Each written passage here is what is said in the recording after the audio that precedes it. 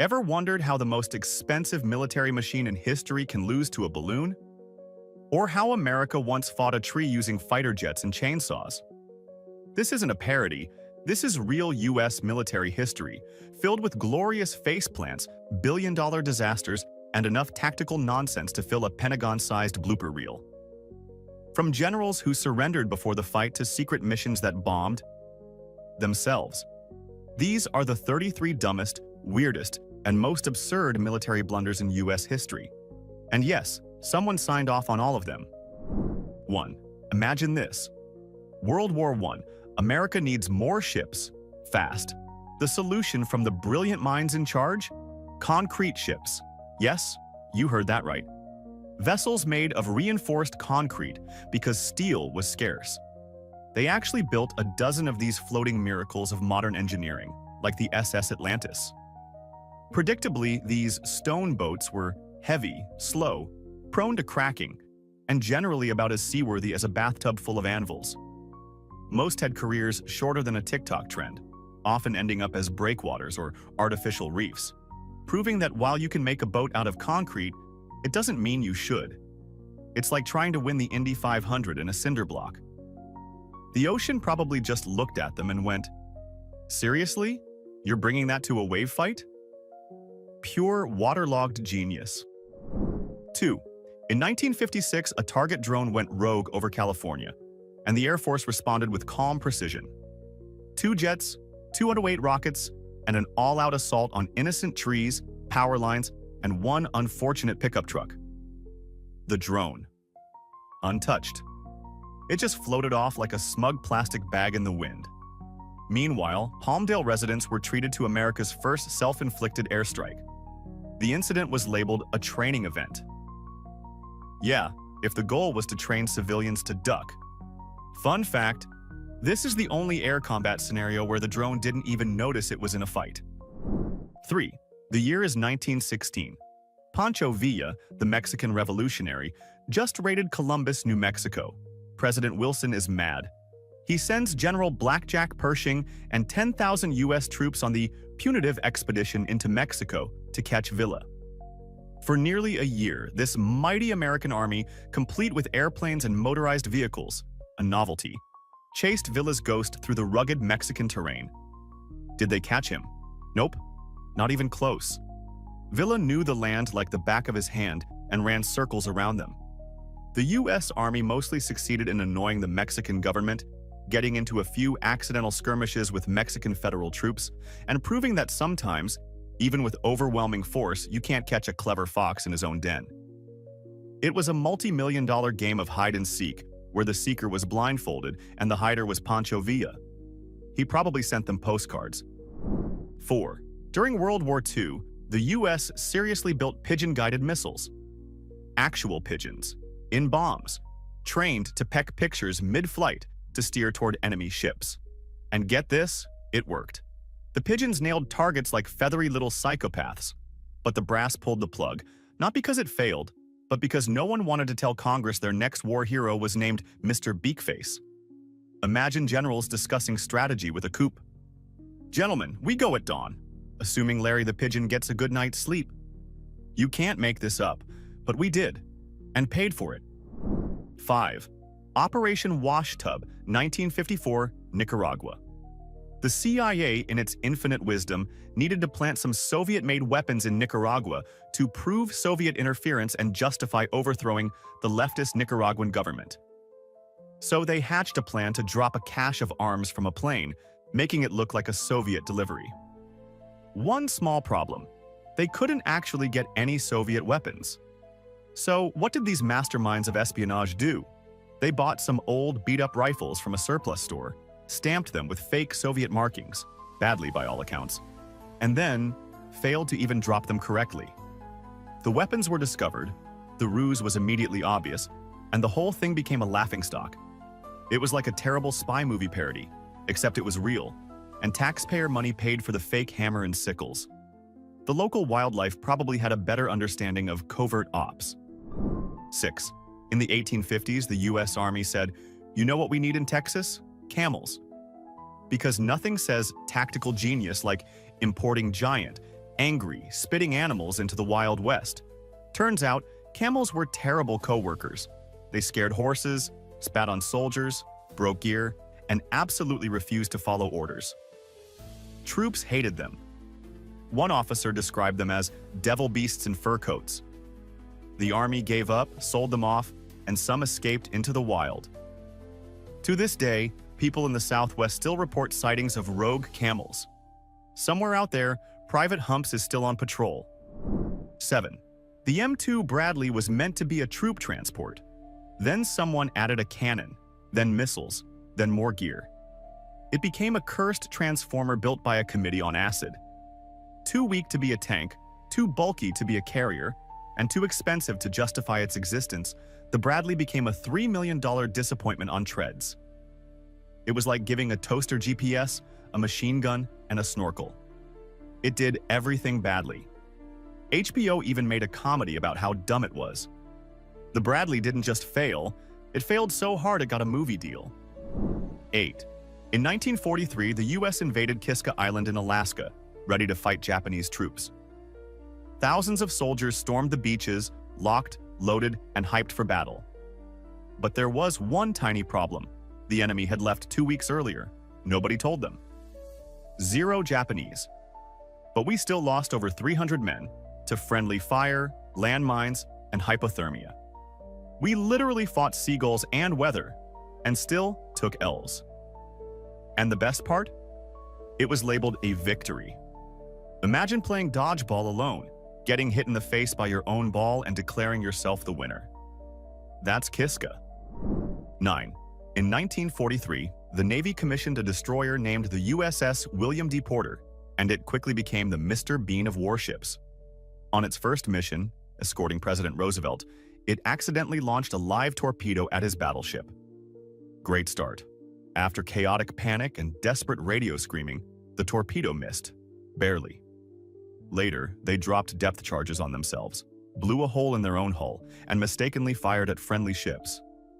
The crew was so accident-prone, other ships avoided them like they had scurvy. Eventually, the ship sank, not in glory, but after a kamikaze hit their own ammo stash. Honestly, it's a miracle they didn't accidentally sink the Atlantic. 10. In 1961, the CIA organized the Bay of Pigs invasion, a top-secret plan to invade Cuba with poorly trained exiles, zero air cover, and massive overconfidence. The result? A televised disaster. The whole world watched as Castro's forces wiped the beach with the invaders in 3 days. The plan had more holes than a block of Swiss cheese. Everything went wrong. The boats were late, the radios didn't work, and US denial made it all worse. It was supposed to be a swift regime change. Instead, it turned into a world-class embarrassment with a body count. Imagine trying to sneak into a party and tripping over the cake. 11. In 1980, the US launched Operation Eagle Claw to rescue American hostages in Iran. It involved helicopters, refueling planes, special ops, desert landings. What could possibly go wrong? Everything. A sandstorm knocked out visibility. Multiple helicopters broke down.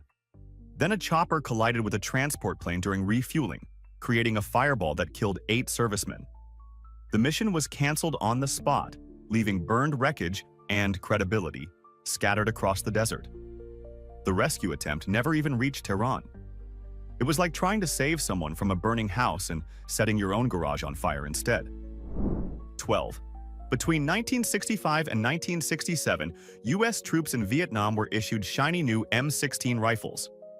They jammed. Constantly. In the jungle, during firefights.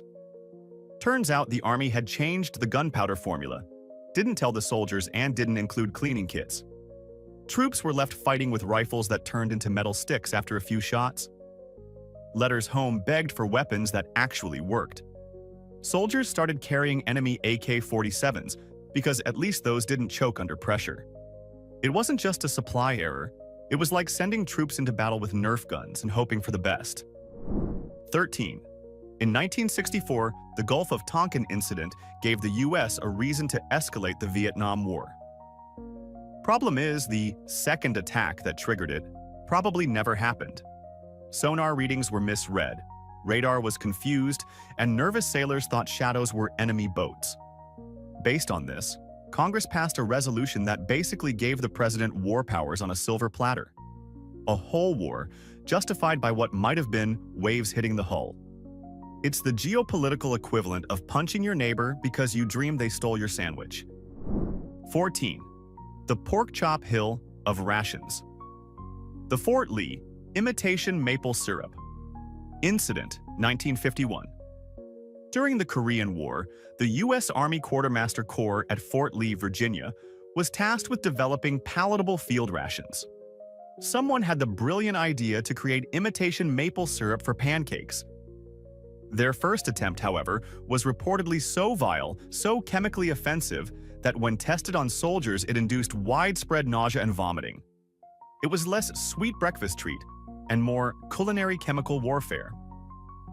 The recipe was quickly, and one assumes with many apologies, scrapped. It's a shining example of how even the most mundane aspects of military logistics can go spectacularly, inevitably wrong. Imagine surviving enemy fire only to be taken out by your own breakfast. The horror, the syrupy horror. 15. The Sheridan light tank was designed for airborne forces and Vietnam combat. It was small, fast, and could technically swim. It also exploded. A lot. Its cannon fired missiles, which sometimes detonated inside the tank. Its armor could barely stop a sneeze. It was so fragile, troops had to brace for impact every time they fired the main gun. It was like strapping a bazooka to a soda can and calling it revolutionary. Soldiers didn't trust it, commanders hated it, and the only thing it consistently destroyed was morale. It did have one job, and it nailed it, being useless. 16. In 1861, during the first major battle of the Civil War at Bull Run, Washington, D.C.'s elite showed up with picnic baskets to watch. They expected a quick Union victory, followed by tea. Instead, they got cannon fire, mass confusion, and a chaotic retreat. As the Union Army broke ranks and ran, politicians and socialites sprinted alongside them, abandoning cheese plates and parasols alike. It was war meets theater, with actual casualties. Imagine watching your favorite team lose so badly, the fans get trampled by the players. Bull Run wasn't just a battle, it was the first military disaster with front-row seating. 17. During World War II, the U.S. military backed a project so insane it makes pigeon missiles look normal. It was called the Davy Crockett, a portable nuclear gun designed to fire mini nukes from a tripod. Sounds cool until you realize its blast radius was bigger than its firing range.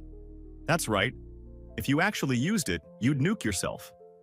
It was basically a tactical suicide cannon. Troops were supposed to run after firing it. Run. From a nuke. Scientists invented a weapon where the user had to ask, do I want to win this battle or live? The answer was neither. It was retired before it could accidentally erase Kansas. 18. In the early 1960s, U.S. military planners came up with the Strategic Hamlet program in Vietnam. The idea? Move rural Vietnamese civilians into fortified villages to isolate them from the Viet Cong. Sounds smart until you realize the villagers didn't want to move, hated being walled in, and ended up sympathizing with the very people the U.S. wanted to keep out. It was like trying to win hearts and minds by bulldozing homes and saying, "You're welcome." The program flopped hard, wasting millions and backfiring spectacularly. Turns out people don't like forced relocation. Who knew? 19. Get ready for a military idea so bonkers it makes cartoon villains look sensible. Project Orca. In the 1960s and 70s, the U.S. Navy, possibly after a very strange brainstorming session, explored weaponizing marine mammals. We're not talking cute dolphin shows. No, sir. This reportedly involved strapping explosive charges to actual whales or dolphins. The genius plan? Guide these majestic, now bomb-laden sea creatures towards enemy ships or subs, then kaboom! Instant, very messy anti-submarine warfare. While specifics are understandably murky, the sheer, unadulterated madness of turning Flipper into a guided missile is a new peak of, did anyone think this through? Imagine the pitch. Okay, so Free Willy, but with C4. Thoughts? This wasn't just outside-the-box thinking. This was strapping the box to a cetacean and hoping for the best. 20. In the early 1950s, the US military decided to experiment with LSD. Not at parties, on soldiers. At the Edgewood Arsenal, troops were dosed with acid without consent to see if it could be used for mind control, interrogation, or just reasons. Some wandered off, some laughed for hours, others panicked. None became psychic war machines. One soldier thought he was a washing machine. Another tried to interrogate a plant. This went on for years before someone said, "Hey, maybe this is a bad idea?" The program quietly ended, but not before proving that drugs and nukes don't mix. 21. In 1812, General William Hull marched into Canada with a plan to take Detroit, scare the British, and become a national hero. Instead, he panicked, surrendered the entire fort without firing a shot, and handed over more than 2,000 troops. Why? Because a Native American leader, Tecumseh, pulled a brilliant bluff, marching his warriors in circles to look like a massive army. Hull totally fell for it. He was later court-martialed for cowardice, which is basically the 19th century version of being ratioed. Surrendering a city you already owned? That's next level L. 22. In 1864, Union forces dug a massive tunnel under Confederate lines outside Petersburg, filled it with explosives, and blew it sky high. The blast created a huge crater and threw enemy troops into chaos. So naturally, Union troops charged directly into the crater and got stuck. It became a death pit as Confederate soldiers regrouped and picked them off from the rim like they were playing duck hunt. The original plan was to go around the crater. But leadership changed last minute, because of course it did. It's the military version of, "Look what I did. Oh no, I stepped in it." 23. In 1876, General George Custer spotted a massive Native American camp and thought, "I got this." He split his forces and charged with 200 men into a force of over 2,000 Lakota, Cheyenne, and Arapaho warriors. It went exactly how you'd expect: total annihilation. Not a single soldier from Custer's group survived. He wildly underestimated the enemy and overestimated himself. A classic combo meal of military arrogance. The event was dubbed Custer's Last Stand, but honestly it was more like Custer's sudden realization that math matters. 24. In 1921, the Battle of Blair Mountain saw 10,000 coal miners rise up against corrupt lawmen and hired guns. So what did the US do? They sent in federal troops, planes, and even dropped bombs on American workers on US soil. It was the largest labor uprising in US history, and the only time the military bombed its own citizens during peacetime. The government called it maintaining order. The rest of the country called it, "Wait, what the hell?" When your response to angry miners is deploy the Air Force, maybe it's time to rethink your conflict resolution skills. 25. During the Cold War, someone had a genius idea. Let's design a helicopter to hunt submarines. Thus, the Navy birthed the Bell HSL, an anti-sub chopper that shook like a washing machine full of bricks. It was so underpowered, it couldn't lift its own equipment. Pilots described flying it as wrestling a shopping cart full of chainsaws in midair. It vibrated violently, overheated constantly, and was about as stealthy as a chainsaw duel. They made over 100 of them. Know how many saw combat? 0. It was too loud to sneak, too heavy to fly, and too useless to fix. Basically, it was a $4 million paperweight with rotors. 26. During World War II, the US military, in a moment of what can only be described as peak mad scientist, seriously developed bat bombs. Yes, you read that correctly. The plan was to strap tiny incendiary bombs to literally millions of hibernating bats, drop them over Japanese cities from bombers, and then, as the bats awoke and roosted in buildings, they'd set everything ablaze. It sounds like a rejected Looney Tunes plot, but they actually spent millions and got it somewhat working. One test accidentally burned down a US Army airfield hangar and a general's car. Oops.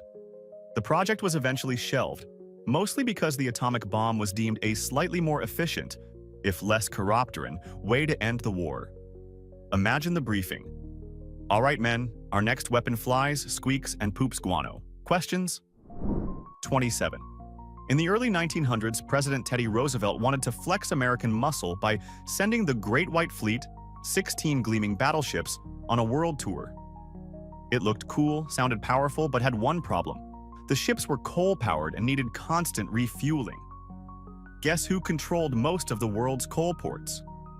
The British. So this show of independence relied on politely begging for gas money every few days. The ships were majestic, yes, but as strategically terrifying as a parade float that needs snacks every hour. It was like trying to threaten someone while borrowing their charger. 28.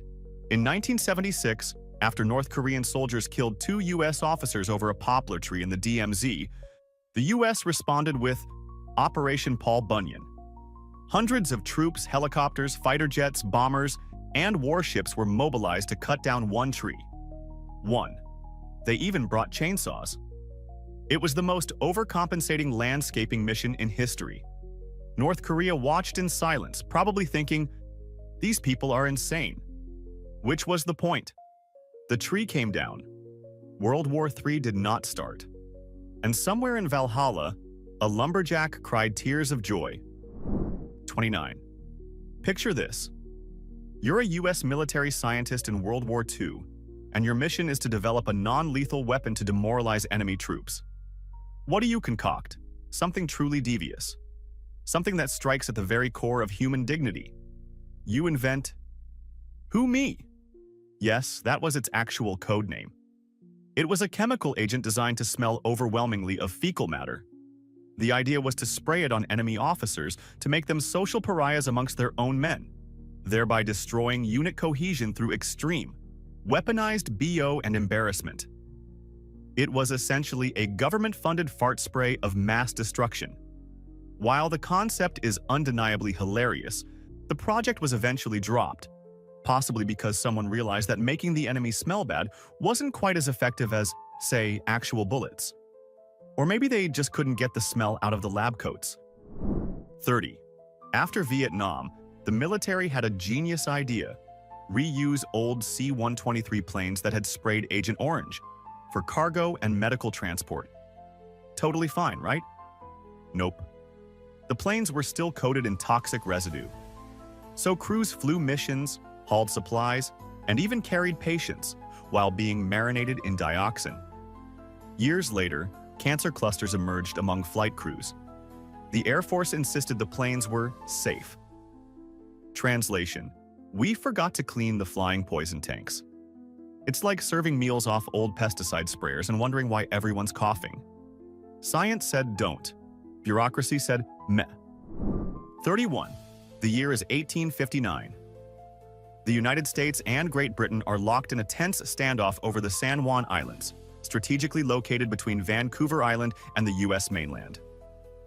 What sparked this international crisis that nearly led to war between two major powers? A pig. An American farmer shot a British-owned pig that was habitually raiding his potato patch. Tempers flared, troops were dispatched, warships converged. For weeks, hundreds of soldiers and multiple cannons faced off over a deceased swine. Cooler heads eventually prevailed, and the pig war ended with joint military occupation until arbitration. But not before this porcine powder keg demonstrated that sometimes the dumbest arguments can have the highest stakes. It was diplomacy at its most oinkful. 32. In 1979, a unit of the Maine Army National Guard was on a routine training exercise near the Canadian border. Their mission was simple: navigate through the dense woods.